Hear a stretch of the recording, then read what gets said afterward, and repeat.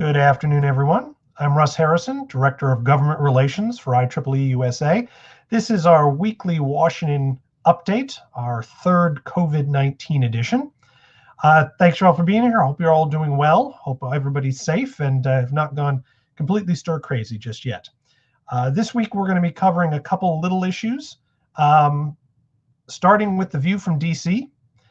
When legislators look out at the world, this is basically all they see at the moment. The United States economy has lost 17 million jobs in basically the last 3 weeks, which makes this, I'm pretty sure, by far the largest, most dramatic economic meltdown in US history.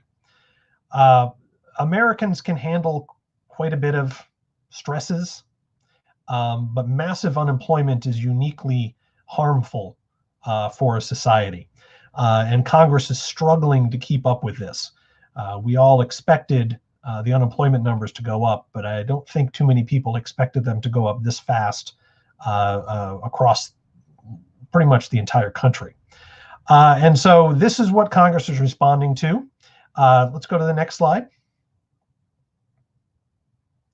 Want to start off by updating you on the small business loans we talked about last week. The PPP program and the EIDL program. SBA and banks are accepting applications. They are being processed.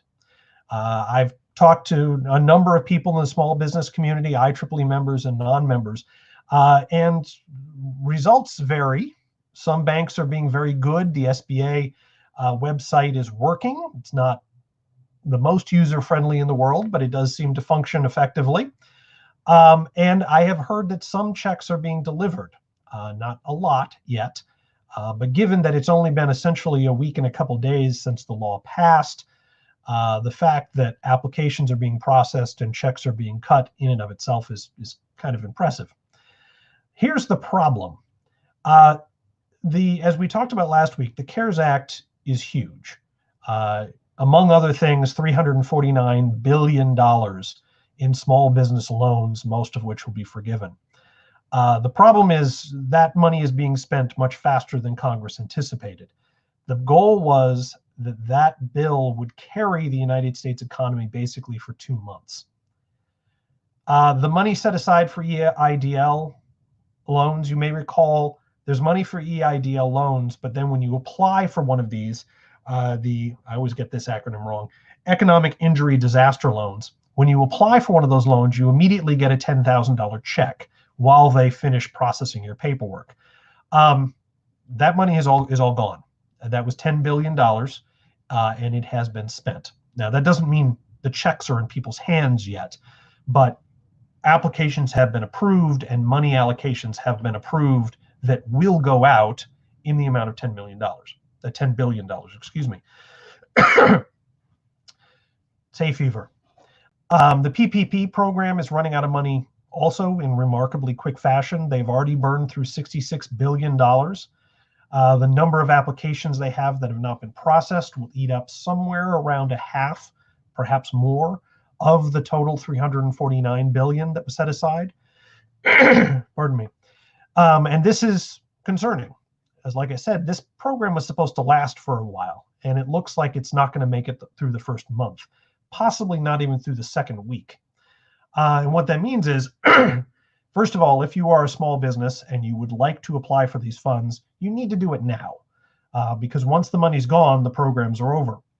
Secondly, it means it has become clear in Washington that additional steps are going to be required in the short term. Go to the next slide. Excuse me. Hey, the pollen is out in force in Northern Virginia. Which brings us to relief bill, possibly number 4. Congress is trying to pass additional relief bills. The Senate tried to move a $250 billion bill yesterday.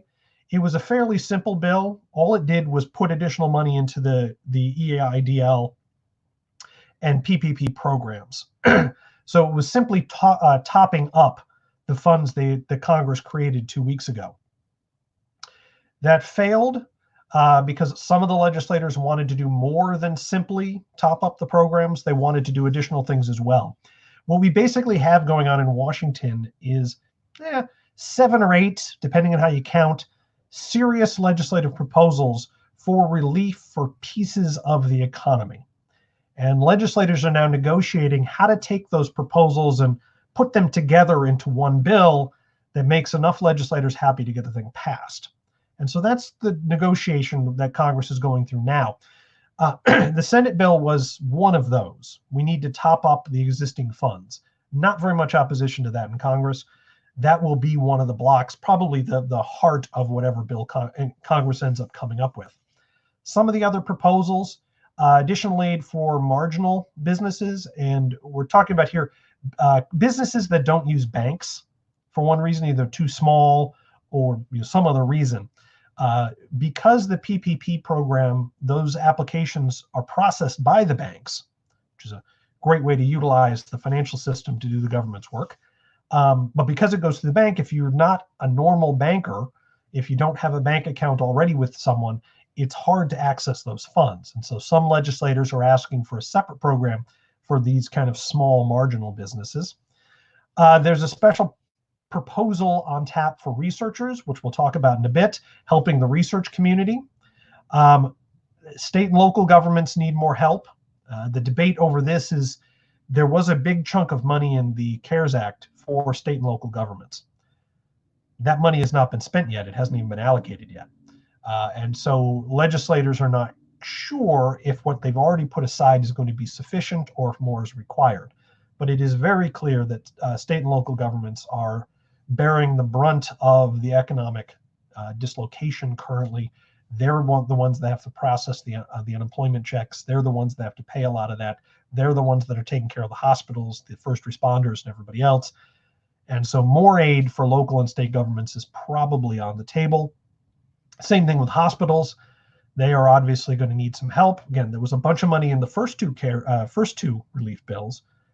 There will probably have to be more as costs continue to go up, but how much more is still a debate. The one proposal that does not seem to be on the table anymore is the infrastructure bill. Washington has been talking about a major infrastructure bill now for about 3 years. And it's a priority, and then it's not. And then it's a priority, and it's not. And then Congress was planning on moving an infrastructure bill focused on COVID, interestingly. And they were talking about that about 3 weeks ago. And then has fallen off the table. And the reason it's off the table currently is because of the unemployment numbers. Infrastructure bills generate jobs, but not quickly. And most of the money is not actually going to go for employment. And so anything that's not employment or immediate crisis, health crisis related, has dropped off the table. So the infrastructure, which would include things like rural broadband, 5G, telemedicine, and some of the other technologies that IEEE supports, they'll get to it eventually, but we're probably looking summer or fall at the earliest, or even next year, rather than immediately. Next slide, please. Got a couple questions about some of the nonprofit rules in the CARES Act, so I wanted to touch on that quickly. I mentioned last time that nonprofits are included in the PPP and EIDL loan programs, which is grant, but there's a few other provisions in there that are designed to help charities and help other nonprofits. The most significant probably is the new $300 charitable donation rule. This allows people to deduct $300 in money they've given to charities, and it has to be money, it's not things, it has to be cash. But if you donate $300 to a charity a year, you can deduct that from your taxes, even if you don't itemize your deductions. In other words, you'll be able to take that off the top before you go through the itemization process. So even if you use the standard deduction, you will get an additional $300 off your taxes, which is nice. Congress also made all donations to charities tax deductible. Previously, the rule was you can only deduct up to 60% of your taxable income. Now it's up to 100% of your taxable income. So for those of you who are well off enough to give all of your money, all of your income for this year away, you can now deduct it from your taxes. Corporations can deduct 25% of their taxable income in charitable contributions. That's up for either 10 or 15%, depending on what exactly the company was giving away. So all of this is designed to encourage people to give to charities, as Americans tend to do in difficult times. And it's also Congress's way of kind of shoring up the nonprofit sector, particularly the charitable sector, which is getting hit just like everybody else. Next slide, please. Which brings us to researchers. So the reality of our current situation is basically that every federally funded research program in the country, maybe not every, but almost every, is behind schedule and over budget. Labs have shut down, universities have shut down. We've been told by IEEE members who are researchers that the only people that are allowed to actually get in and do work are researchers that are doing work on live subjects, animals or plants. You don't want your animals to die unnecessarily. And as a result, everything's a mess. And as those of you who are involved in federally funded research know, when you get money from the government, there are terms on it. There's a time limit. You have to have deliverables. You have to prepare paperwork. And it's not clear how any of this stuff was going to get done in an environment when nobody could get to their work. Well, the good news is the government knows that this is a problem and has acted aggressively to do something about it. And frankly, I was impressed at how proactive the government was about this. The OMB, that's the Office of Management and Budget, which is a piece of the Executive Office of the President. So this is right at the very top of the executive branch. OMB oversees basically all federal spending, all of it. And so this is the last word in government spending before the president himself. OMB issued 3 memorandum, M 2011, 17, and 18, back in March, that outlined a series of steps that agencies could take, and in some cases had to take, to kind of respond to the situation. And I'm going to go through a bunch of these that pertain to people who receive federal grants, in particular researchers. But these are very dense memos, so there's a lot of other rules in there. So in addition to the specifics I'm going to talk about, the important thing to note here is that the government understands that the current situation means what we were doing before is not what we're doing now, and that things have to change and they have to change. And the administration is working as hard as it can within the law. You can't ignore the law, but they're doing as much as they can within the law to give people the flexibility to do what they have to do. And so with that, let's go to the next slide and start talking about some of the specifics.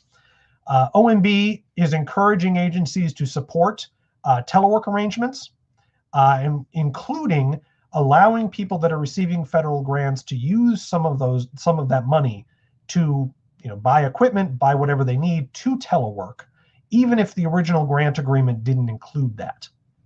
And again, being flexible and let people adjust to our new circumstances. Contracts can be extended or adjusted if there's COVID-19 situations that are causing the need to make those changes, which there are for just about everybody, and the government knows that. Agencies are encouraged to consider adjusting contracts to address new costs. This is important if suddenly you can't get into your lab, your graduate assistants are no longer available, or whatever it is. The OMB is advising agencies to let grant recipients, researchers and others, be as flexible as they have to be, while still getting the work done, obviously, but to be as flexible as the agencies possibly can be to new situations. Government procurement rules have been simplified and adjusted. Basically, there's a bunch of different tiers of rules for selling to the government based on how big the contract is. And all of those limits have been raised up. And what that means is the government can buy more products at the lowest rate, which also has the fewest rules, which should make government purchasing easier. And what's happening here is the government is trying to get money out into the economy as fast as it can to try to support as many people as possible. And so OMB is advising, and like I said, OMB is responsible for all federal spending, so this matters. OMB is telling agencies, if you need to buy stuff, particularly if you need to buy stuff to respond to the exact crisis, do it. And if you got to use the simpler rules, go ahead and do that. The point is to make things start to happen. Rules aren't being set aside, but they've been simplified to make things go a little bit faster. OMB is offering told the agencies to offer no cost award extensions. So if you had a given research project that was supposed to be done in May, OMB has allowed the agency that you're reporting to extend that contract until, whenever it needs to be extended to. There's no deadline on it just yet. So you have to do it, but you'll have additional months to complete it at no cost. There are usually penalties if you don't get the work done on time, no penalties. And I think most significantly, the OMB has told the agencies that they are allowed to let researchers use grant money to pay salaries even if the work is not getting done, which is, of course, big news for grad students, lab techs, and other people that are involved in the research process that are not the primary researchers themselves, who are typically salaried at national labs or universities anyway. But grad students should be able to get paid. Lab technicians should be able to get paid under existing research grants. Let's go to the next slide. This next one is not going to be important immediately, but will become important down the line. Research grants are allowed to be spent on startup costs or restartup costs, even if the contract doesn't say that, which they wouldn't because nobody saw this coming. So if you had an experiment that you had to shut down and you are going to incur costs to get it going again, you are allowed to use research grant money to do that, which is good. The guidance explicitly allows researchers or anybody who receives grants to charge the full cost of canceled events and travel.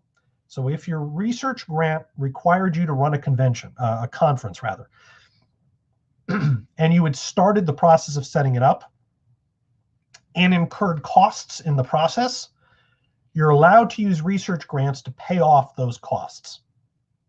If you bought tickets to a conference or a registration at a conference that was part of your research grant, and now the conference is not there anymore, you're allowed to use research money to pay off the ticket costs.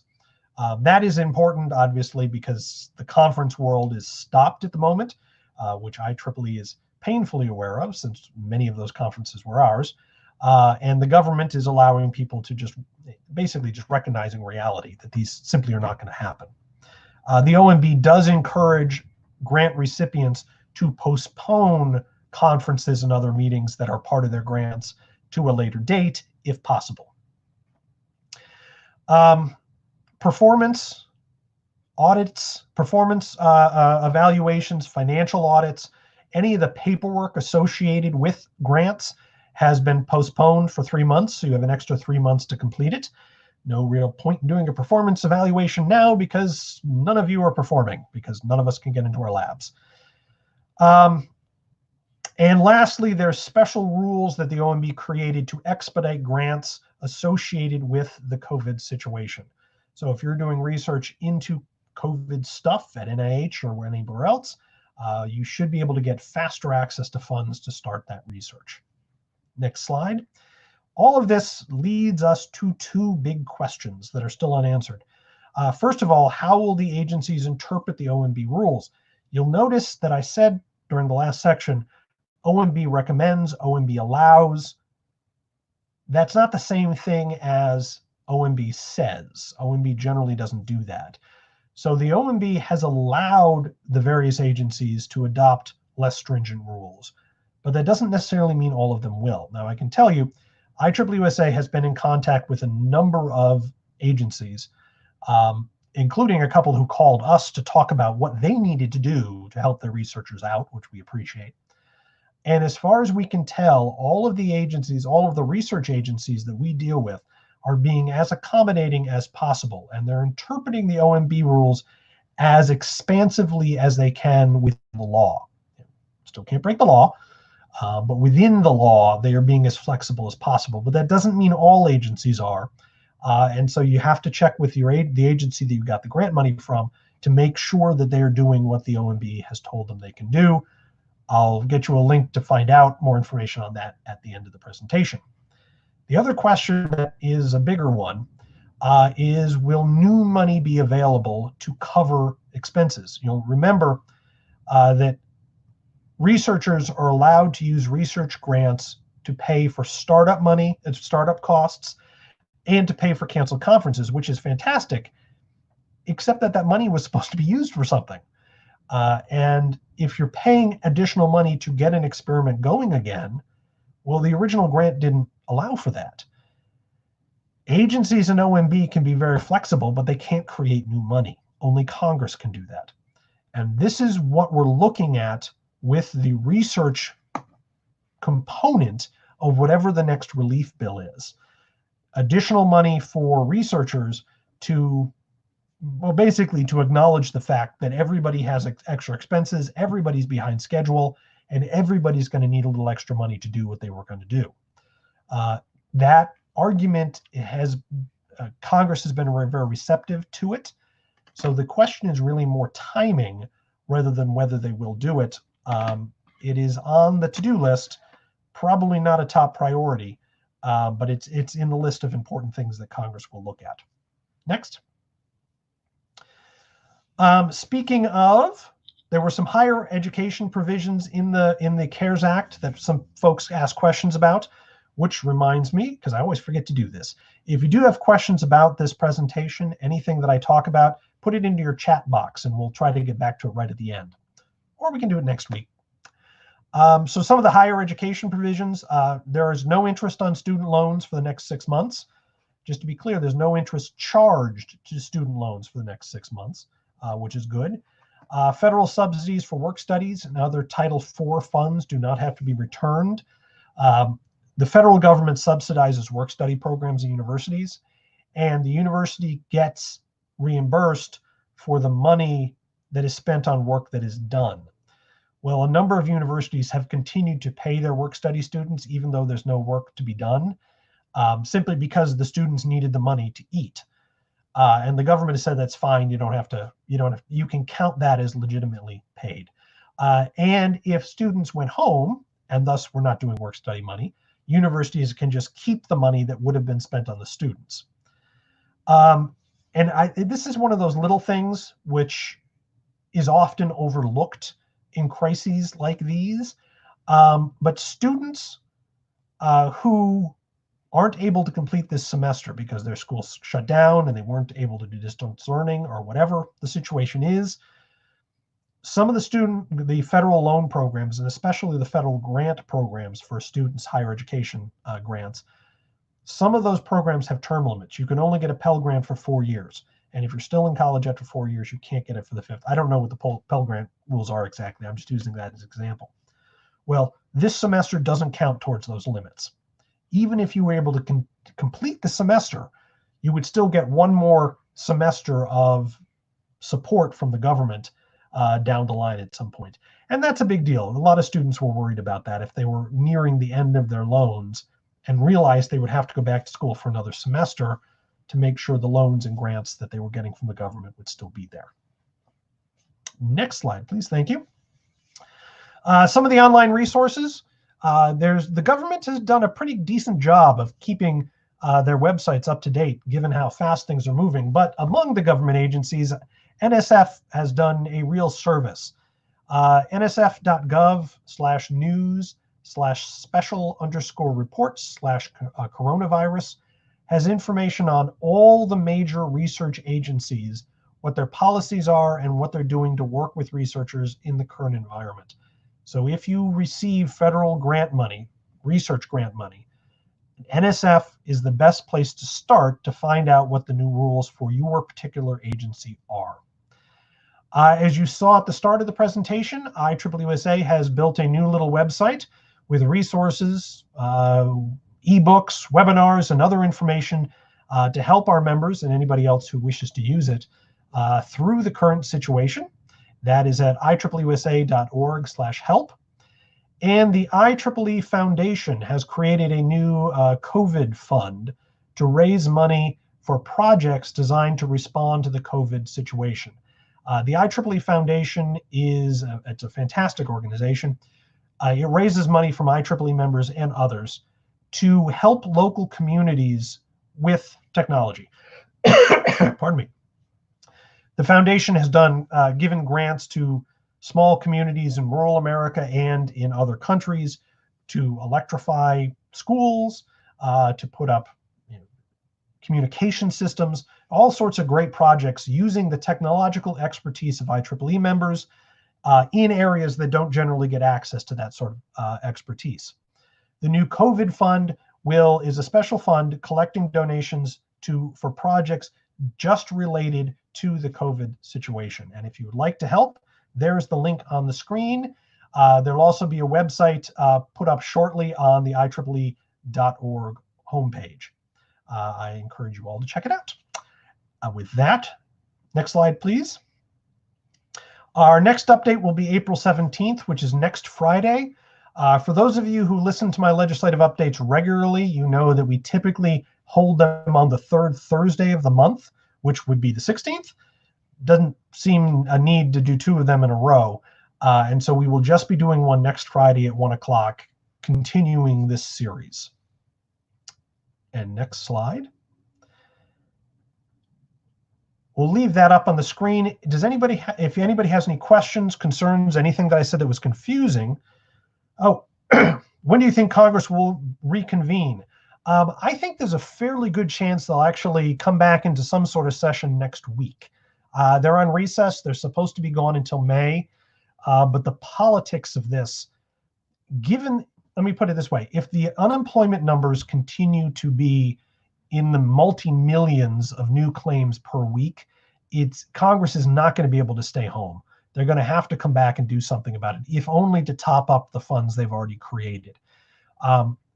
Beyond that, there are some indications that the COVID situation is starting to improve. We've kind of reached the peak of our little curve. If that is not true, Congress is going to have to be seen as doing something to address the crisis, and there are things that need to be done. So I would guess that there's a very good chance Congress will come back into session this month in April. I say that there's a reasonably good chance that they'll come into session next week, if only to do a simple relief bill responding to the unemployment numbers. With that, if you have any other questions, things come up, you think of something later on, my email address is r.t.harrison@ieee.org. My phone number is 202-530-8326. Feel free to reach out anytime. And with that, I thank you for joining us this week. We'll do another update next Friday, and hopefully we'll have lots of exciting things to talk about. Stay safe. I look forward to talking with you again. Thank you.